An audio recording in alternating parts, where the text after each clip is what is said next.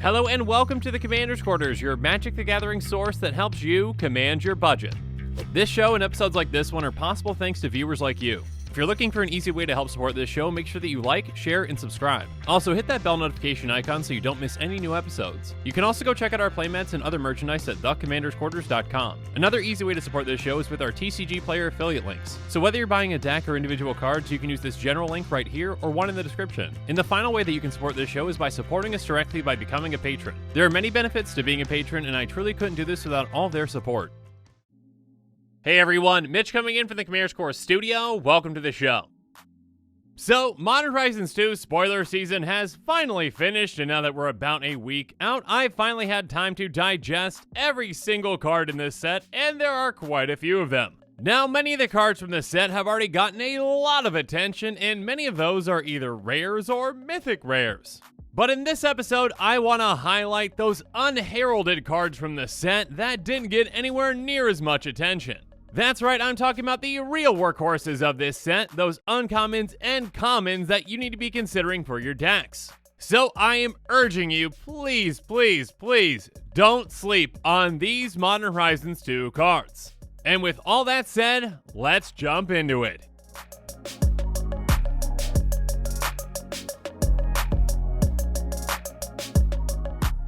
I'm just going to start off by highlighting these by color in Wooburg order, so starting off with white, we've got Blacksmith's Skill. It's an instant for a white, and it says target permanent gains hexproof and indestructible until end of turn. If it's an artifact, creature gets +2/+2 until end of turn. So this kind of card is actually incredibly flexible, and for its cost, which is just 1 mana, it can do a ton for you. In a way, it's essentially a 1 mana white counterspell. I mean, a card like Rebuff the Wicked already sees play, and that one's basically counter a spell that's targeting a permanent you control, and this one essentially does that. And actually, it does that and pretty much more. By giving any permanent you control hexproof, it's protecting from spells and abilities. So if an opponent uses target removal on one of your things, well, now that target removal is gone. On top of that, it gives indestructible, so it can protect a creature in combat or from a board wipe, etc., etc. And if it's an artifact creature, that creature is getting even bigger, getting +2/+2. So I can definitely see this card seeing a lot of play in mono white, in artifact creature decks, and in a lot of other decks like Feather. Next up though, let's talk about Mystic Redaction. It's an enchantment for 2 and a blue, and it says at the beginning of your upkeep, scry 1, and whenever you discard a card, each opponent mills 2 cards. So first up, a baseline scry 1 at your upkeep is not bad. It's not card advantage, but it is card selection, so it can help you get rid of dead cards off the top of your library, so hopefully you draw into better cards. Regardless, that's just a nice added bonus for what this card actually does, which is whenever you discard a card, each opponent mills 2 cards. So it's kind of like the other end of a Psychic Corrosion, which, yeah, is a very popular card in mill strategies. That one being whenever you draw a card, each opponent mills 2 cards. Now, obviously that one's going to be mostly easier to trigger, but there are ways to trigger both of these with these same kinds of cards with wheels. Also, in discard strategies, you can really make a huge impact with this as well. So if you're in a mill deck or in a deck that's really focused on your opponent's graveyards, this can come in handy. But next up, let's talk about a completely different blue card with Junk Winder. It's a 5/6 Serpent for 5 blue, but it's got affinity for tokens, so in a token deck, it's going to cost a lot less than that. It says whenever a token enters the battlefield under your control, tap target non-land permanent opponent controls. It doesn't untap during its controller's next untap step. So in a token deck, essentially you can get this 5/6 out for 2 mana, and whenever a token comes into play, you tap something down for more than a turn. That can be incredibly useful in combat, getting your creatures through or preventing you from being hit by creatures, and it can also be good resource denial. So yeah, in token decks, I can see this being a great control piece consideration. But now let's move on to a black card with Clattering Augur. It's a 1/1 Skeleton Shaman that can't block, that costs 1 and a black. When it enters the battlefield, you draw a card and you lose 1 life, and by paying 2 black, you return it from your graveyard to your hand. So like Dusk Legion Zealot, this is kind of like a black Elvish Visionary. 1 card for 1 life is well worth it. Now, unlike Dusk Legion Zealot, this can't block, which yes is a downside, but in the types of decks that you're going to want to use this in, it's really not that much. In an aristocrat style or graveyard-based deck, you're going to have ways to sacrifice this and get it back, and it actually can just get itself back too if you need to. So repeatable sacrifice fodder and a repeatable source of card advantage are very good things. Speaking of which, let's move on to Legion Vanguard. Legion Vanguard is a 2/2 vampire soldier for 1 and a black. It has pay 1, sacrifice another creature, Legion Vanguard explores. And again, explore basically means you look at the top card of your library. If it's a land, it goes into your hand. If not, you put a +1 counter on the creature, then you can put that card on top or in your graveyard. So this might not be a free sacrifice outlet, but it only costs 1 to activate. In exchange for paying that, you are getting potential card advantage. You can get lands off the top of your library and into your hand, or if it's another card, you can put in your graveyard, and again, in graveyard-based decks, this can come in really handy. So again, a potential consideration for decks based around the graveyard or aristocrat-style decks, and so on and so forth. But now let's move on to a red card with Faithless Salvaging.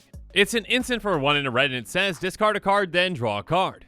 On top of that, it's got Rebound, which basically means that when you cast a spell, you exile it, and then at the beginning of your next upkeep, you can cast it for free. So essentially, over 2 turns, you're going to be discarding 2 cards to draw 2 cards. Or in other words, rummage twice.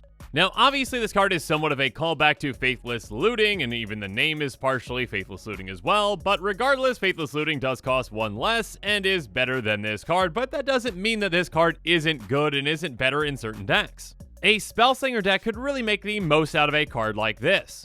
With just 1 cost reduction, it's going to cost the exact same as a Faithless Looting, and you're going to get to cast a spell twice. So if you've got any triggers like Magecraft, you get them twice thanks to that Rebound. So yeah, this card can be very impactful. And speaking of spell triggers and very impactful cards, let's talk about Dragon's Rage Channeler.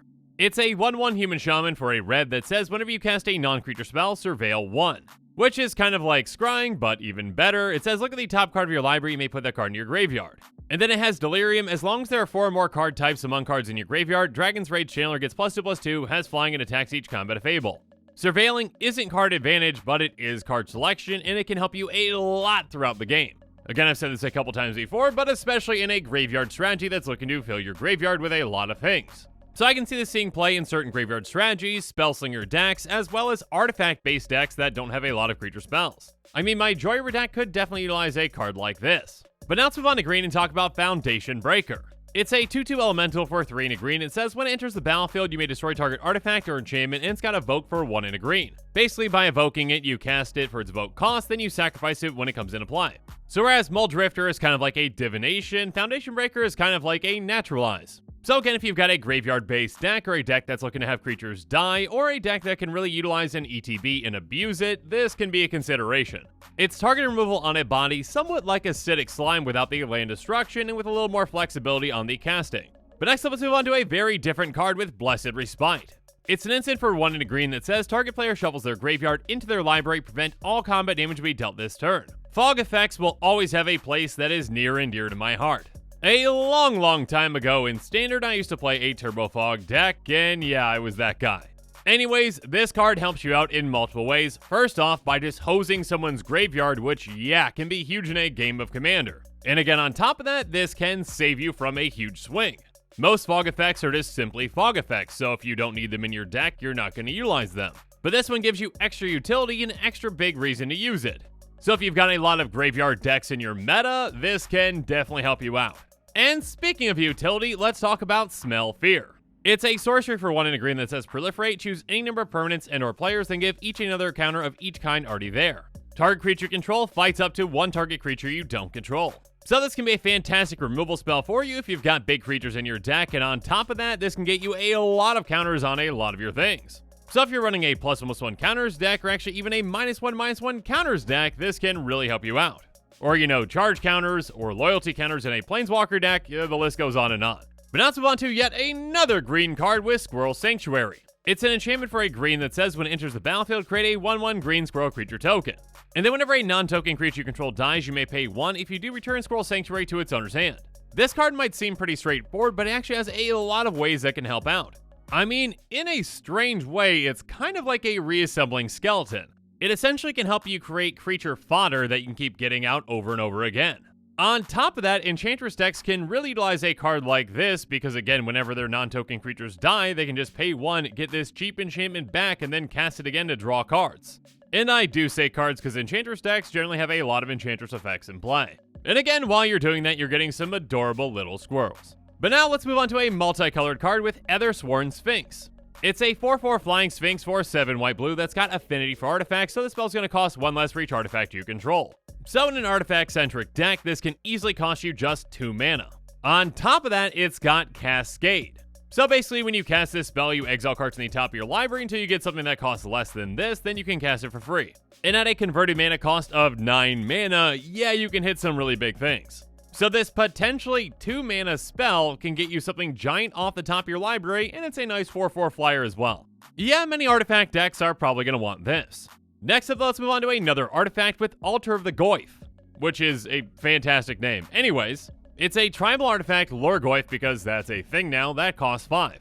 It says whenever a creature you control attacks alone, it gets +X/+X until end of turn, where X is a number of card types among cards in all graveyards. And of course, Lurgoyf creatures you control have trample. Now, this one is kind of strange, but the place that I actually see this card probably seeing play is going to be a Voltron-style deck. I mean, in my mind, this is essentially an anthem for just your commander, because again, in a Voltron-style deck, you're just going to be attacking with your commander.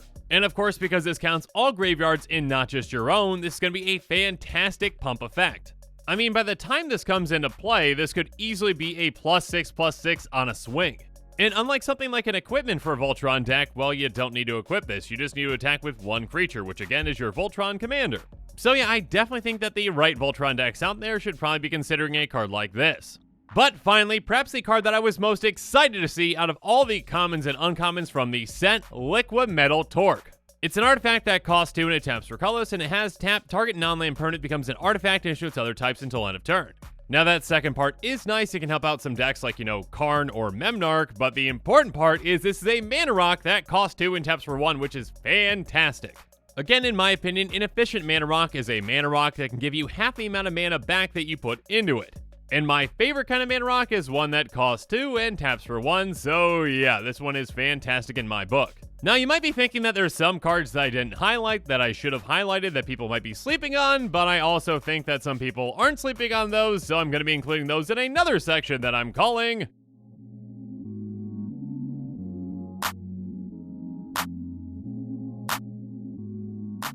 And since these cards, I believe, have already gotten a decent amount of time in the spotlight of Modern Horizons 2 spoilers, I'm going to be going through them a little quicker. Abiding Grace is an enchantment that can keep getting you back small creatures from your graveyard to the battlefield, so yeah, that can be incredibly impactful, and it can never whiff, because if you don't have one of those, well, you just gain 1 life, which, is better than nothing. Lose Focus is somewhat like a lesser mana leak, but also better in a way, because it's more flexible in that you can replicate it to either, make that one spell harder to actually pay for, or you can counter multiple spells at the same time. And then Underworld Hermit is essentially Gary, but with squirrels. So yeah, you get a number of squirrel tokens equal to your Devotion to Black, which is just fantastic. Next up, Sinister Starfish, which is a name that I never thought I'd see in Magic, but I love it, and it can tap to Surveil 1. Again, a repeatable way to fill your graveyard and provide card selection can be very impactful throughout the game. And then there's Tavern Scoundrel, which is an absolutely fantastic card in any kind of a coin flip deck, because whenever you win a coin, you get 2 treasure tokens, so then you can cast more cards to flip more coins, and you see where this is going. Next up, there's Flame Blitz, which let's just hold up really quick and appreciate the amazing art, highlighting the unluckiest Planeswalker just getting demolished by something, which is just funny. Anyways, demolishing Planeswalkers is exactly what this 1 mana enchantment does. It's an enchantment for a red, and says at the beginning of your end step, it deals 5 damage to each Planeswalker, and on top of that, it cycles for 2. So if one of your friends has a Super Friends deck in your meta, well, this can just absolutely wreck them. And again, it's got that added utility so that you can cycle it away if you don't need it, so a cycling deck can utilize it as well. Next up, we've got a callback to Tireless Tracker with Tireless Provisioner. But instead of it making you clues, it's going to give you a food token or a treasure token whenever lands come to play under your control. And yeah, treasure token for lands, that's incredibly impactful. And speaking of ramping with lands, there's Terramorph, which says search your library for a basic land card, put it onto the battlefield, then shuffle, and it's got Rebound. So this is yet another one of those kind of improved explosive vegetation ramp cards. Keep in mind the land comes into play untapped, and thanks to the Rebound, you get that twice, so again, yeah, you're basically just getting your 2 lands into play untapped, though one is delayed. Next up, we've got a ridiculous uncommon with Herd Baloth. It says whenever one of our ++1 counters are put on Herd Baloth, you may create a 4/4 green beast creature token. There are quite a few things that go infinite with this, including Cathar's Crusade, Ivy Lane Denizen, etc, etc. And even if you're not going infinite with it, yeah, in any kind of a ++1 counters deck that has green, this is going to be huge. Just get counters on this and build a giant army. And speaking of huge armies, there's Shatterstorm, which might just be my favorite storm card of all time. It's a sorcery for 1 and a green. It says create a 1/1 green squirrel creature token, and of course it's got Storm. So yeah, cast a lot of things, then cast this and make an absurd number of squirrels. And speaking of tokens, there's Combined Chrysalis, which says creature tokens you control have flying, and by paying 2 green-blue and tapping and sacrificing a token, you create a 4/4 green beast creature token. I mean, for just 2 mana, giving all your creature tokens flying is already huge. So in any kind of a token deck that's got access to Simic, you're probably going to want to consider this card. And finally, Brainstone, which is Brainstorm on a stone. Okay, an artifact. You know what I mean. Any kind of a deck that's looking to utilize the top of their library in certain ways is probably going to want to consider this card, especially ones that don't have actually access to Brainstorm. And with that, the show is coming to a close, so it's my turn to hear from you. So in the comments below, let me know what your thoughts on this episode are, and as always, thanks again and have a good one.